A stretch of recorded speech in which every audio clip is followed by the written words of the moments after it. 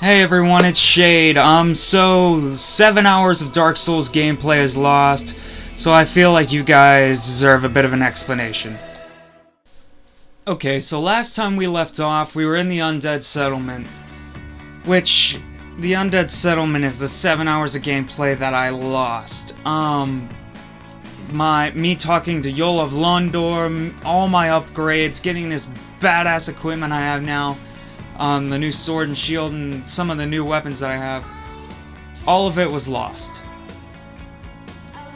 And I can't get it back, and I tried playing through all of it to get back to the Undead Settlement with another character, but I'll be honest, it was just too much work.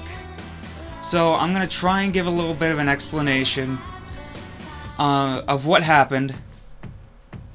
So right through here is pretty easy. You just open this gate, and I made it to another bonfire, which I'll point out here in a second. Right here. And then I continued forward. I know this commentary is absolutely amazing. But I actually died here a few times. Like, I had to come back to this spot a few times because of what lies ahead. But this little creature right here, this little thief-looking guy, you can actually get a prisoner who will give you a ring, and you have to cut this body right here down, and you get the person's bones and you take it back to him. Here's where I really made a mistake. I actually ended up killing him because he was grieving so much, and he wouldn't let me talk to him, and he wouldn't be my merchant, and so I actually made the mistake of killing him during this playthrough. Do not kill him after you complete his quest. I decided to turn right here and go across this bridge. I went left and found a whip and stuff, but I didn't want to continue too far that way. I feel horrible that I have to explain everything out like this, but at the same time, there's really nothing I can do. I couldn't really go back and fight some of the bosses again. This guy I fought probably about 7 times because I died up ahead here, and I kept trying to just get that sword that he has, that freaking claymore. It looks awesome.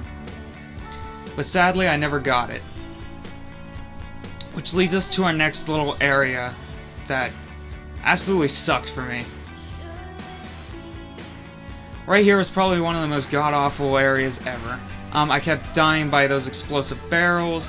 There's this giant-ass guy with a pot who smashes you, and I just couldn't get over there. And so I had to contact my buddy who was like, Shade, turn right and jump off the bridge. And I was like, oh, okay, there's a little pathway here, that's cool. Needless that I know, there was actually a bonfire right here that you'll find out. That I came to next, which I actually came to this bonfire many times over and over again, even after upgrading and everything.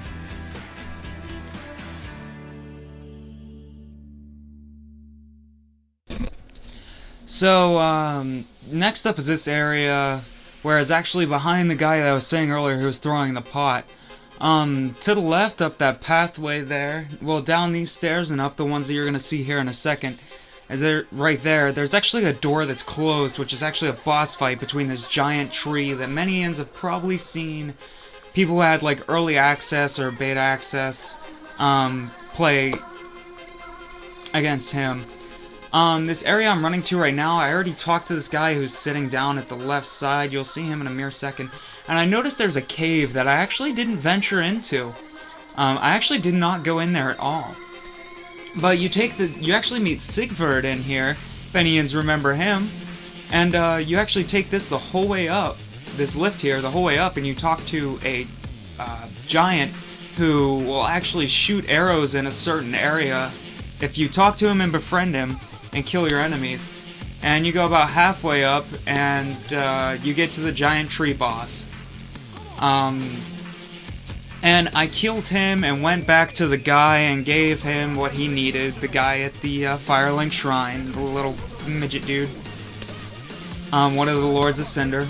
And then I was confused. I didn't know where to go after that. My buddy said, hey, take the lift down. And I was like, you mean the one that I normally took up to talk to Siegfried? And he said yeah. And so we ended up down here.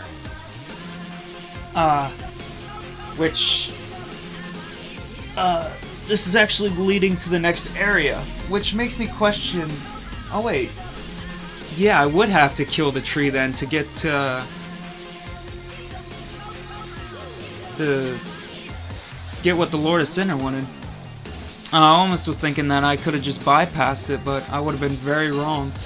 Here there was a giant enemy that held the frost sword that I am holding right now. I actually died by him like 4 times, which is pretty pathetic.